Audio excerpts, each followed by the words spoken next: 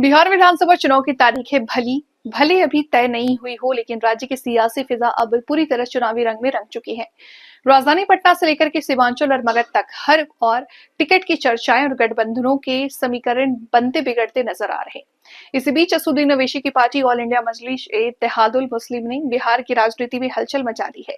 Party ने किशनगंज में अपनी पहली उम्मीदवारों की सूची जारी कर दी है और ऐलान किया है कि इस बार वो 100 सीटों पर अपने प्रत्याशी उतारेंगे। यह संख्या पिछले चुनाव के मुकाबले करीब 5 गुना ज्यादा है।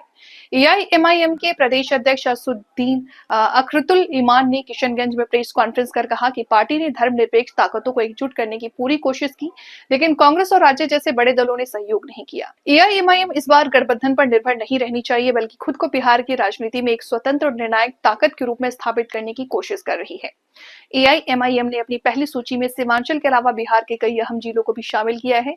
किशनगंज जिले के बहादुरगंज, ठाकुरगंज, कोचाधामन और किशनगंज सीटों पर पार्टी अपने उम्मीदवार उतारेगी। पूर्णिया जिले में अमौर, बायसी, कस्बा, कटिहार में बलरामपुर, प्राणपुर, मनिहारी और अररिया में जोकीहाट, अररिया सीटों पर एआईएमआईएम मैदान में उतर रही है।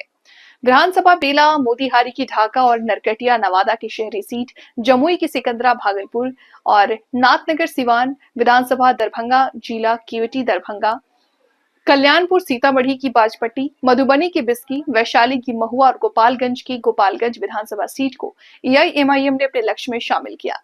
राजनीतिक जानकारों का कहना है कि ओवैसी की पार्टी सीमांचल में पहले से मजबूत आधार रखती है और वो धीरे धीरे अपने दायरे को उत्तर और दक्षिण बिहार तक फैलाने की रणनीति पर काम कर रही है।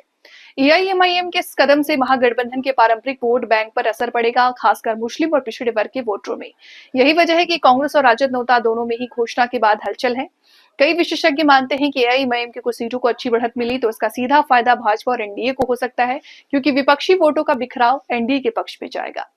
पार्टी की रणनीति इस बार काफी आक्रामक मानी जा रही है। पिछले चुनाव में सीमांचल की कुछ सीटों तक सीमित थी एआईएमआईएम, लेकिन इस बार उसके अपने पांव पूरे बिहार में फैलाने का ठाना है।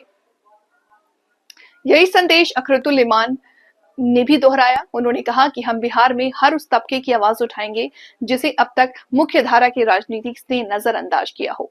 बिहार की राजनीति में एआईएमआईएम की यह सक्रियता न सिर्फ एक समीकरण बना रही है, बल्कि पुराने गठबंधन के लिए भी मुश्किलें खड़ी कर रही है। सीमांचल, कोशी और मिथिलांचल जैसे क्षेत्रों में अब एक नया राजनीतिक त्रिकोण उभरता दिखाई दे रहा। एक तरफ एनडीए, दूसरी तरफ महागठबंधन और अब तीसरी तरफ एआईएमआईएम का मोर्चा। अब देखना दिलचस्प होगा कि क्या ओवैसी की पार्टी इस पर सिर्फ सुर्खियों में हो जाती है या ये फिर विधानसभा में अपनी मजबूत मौजूदगी दर्ज कराती है। एक बात तो तय है कि एआईएमआईएम के 100 सीटों पर उतरने के फैसले ने बिहार के सियासी समीकरण में नई हलचल जरूर पैदा कर दी है।